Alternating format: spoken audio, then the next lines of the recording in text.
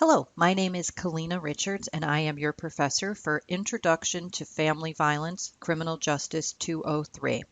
I created this video for students who are new to Blackboard. I hope this will make you feel a little more comfortable starting our course out and using all the different tools within our site. This is also really helpful for students who are experienced Blackboard users because we're going to cover information that's specific to our class. To get started in Blackboard, you just go to the main Hudson Valley page and go to the I am a drop-down. Of course, I'm going to pick faculty, you're going to pick student. So when I hit drop-down, I go to faculty, you're going to enter Blackboard through student. This is also where you access your Hudson Valley email and Wired and a whole bunch of other stuff. If you scroll down, you'll see this is where you have access to Blackboard. If you're taking courses entirely online, this is where you'll find them on Blackboard.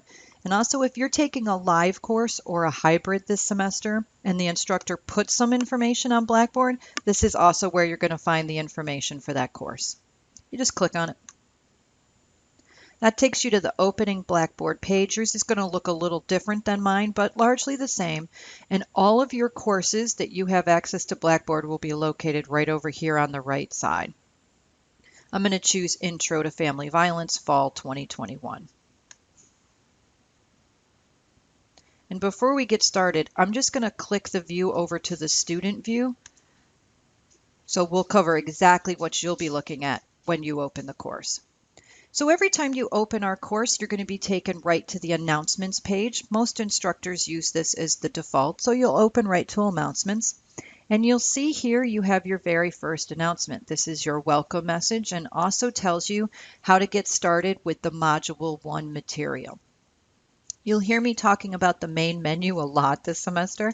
The main menu is always located on the left side of your screen, and we're going to cover some of the most important items here in the video.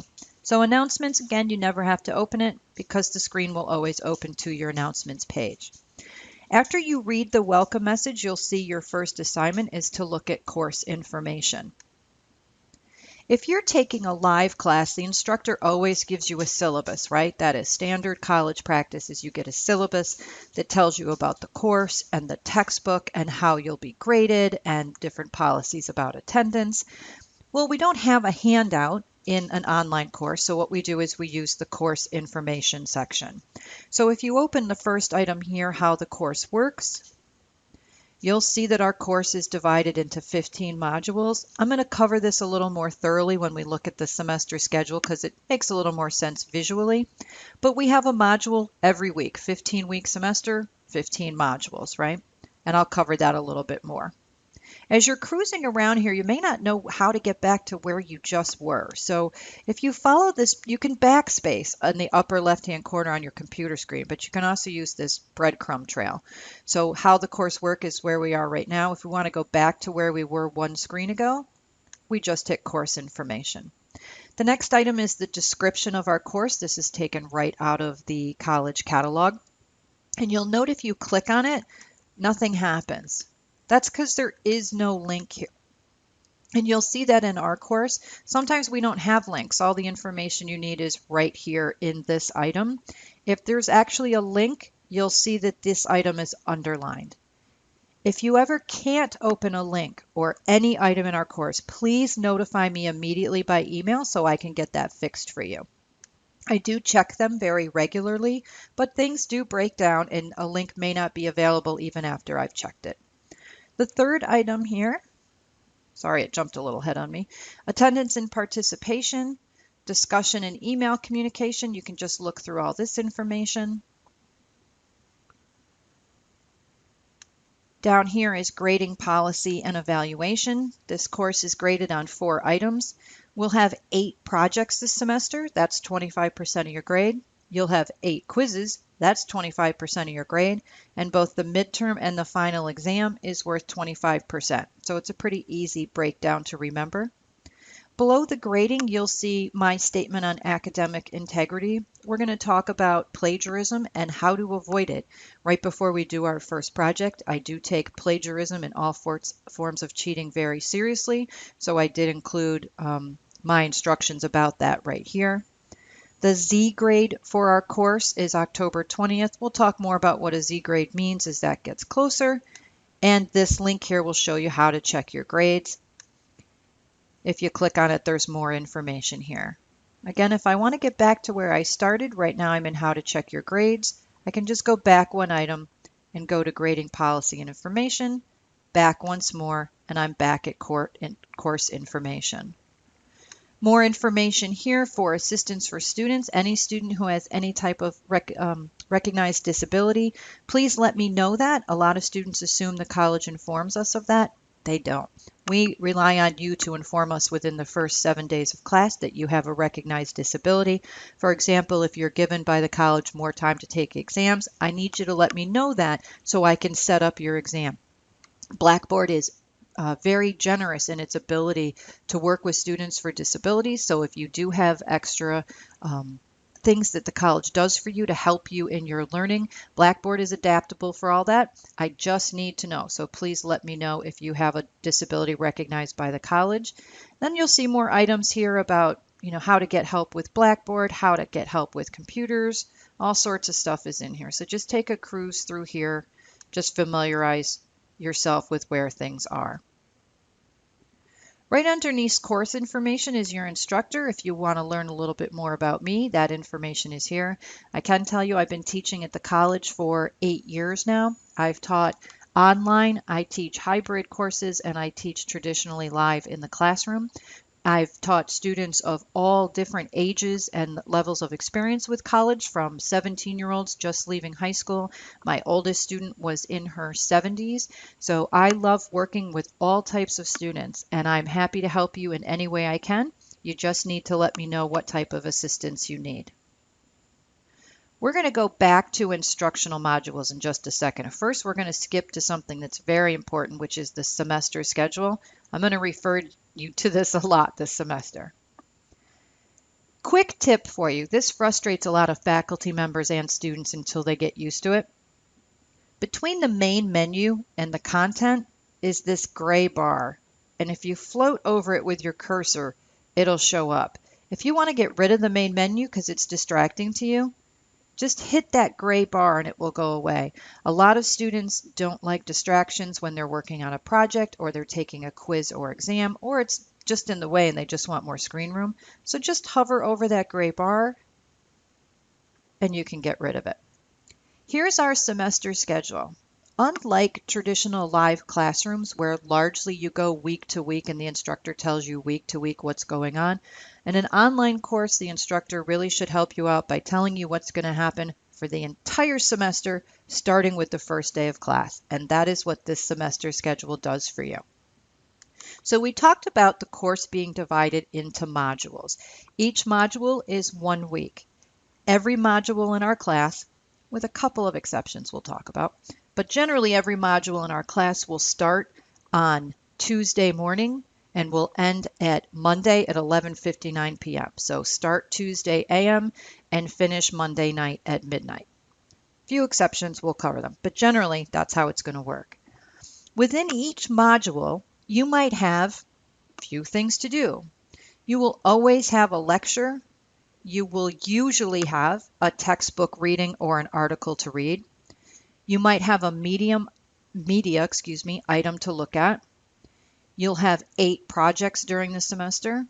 You'll have 8 quizzes during the semester. And you have 10 opportunities for extra credit. The way extra credit works in my course is you have 5 chances to post on our discussion board before the midterm. Every time you post, you earn a point that's added to your midterm exam. After the midterm, you'll have 5 more opportunities for extra credit by posting on the discussion board, and you can earn up to 5 points to be added to your final exam score. I strongly recommend students participate in the extra credit. More than once, I've seen a student's letter grade go up because they did their extra credit. So it's real easy. It'll only take you a few minutes. So back to the schedule. You can see for Module 1, it begins on Tuesday, August 31st. It ends on Monday, September 6th. And you can tell from the schedule that this week you have a lecture, you have a textbook reading, there's no article this week, you have a video to watch, the VARC assessment to take, and you'll learn about that when you open the module. There's no project due this week. There's a practice quiz. It's kind of silly. It's a couple of questions, but it is required. The reason we do the practice quiz is to make sure that your system is working properly. So when you do have to take a quiz, you'll be confident that your system's working properly and you'll be able to complete and submit the quiz. And also just to give you a little practice. And you do have extra credit this week in the form of an introduction. So that's the entirety of Module 1. That's the first week of the semester. And if you scroll down, you can see what's required every week for the entire semester. You can also see what topics we're going to cover. So for example, Module 2, we're doing changes in society and characteristics. Module 3, we're doing types of abuse and the incidence of intimate partner violence. We have all different topics during this semester. Here's Module 4, 5, 6. Whenever I have any changes to the schedule, I'm going to put in a little alert right here. So this is a short week, so I have an alert that this module is going to end on Sunday night instead of Monday night. Module 7, Module 8 is the midterm. So the only thing you're going to do for Module 8 is you're going to study and take the midterm exam. There's the dates of the midterm. It will open on Thursday, October 21st and close on Friday, October 22nd at midnight. So you must take the midterm between those times.